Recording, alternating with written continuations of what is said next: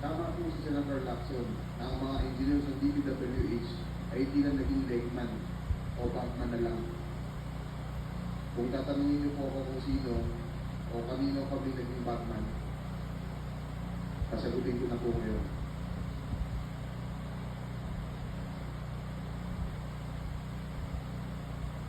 Sabi ni Senator Marcoleta kahapon, ligtas ka na.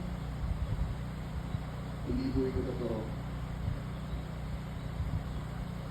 Si Senator Jinggoy Ejercito Estrada, Senator Joel Villanueva, Yusek Robert Bernardo, at D. Alcantara.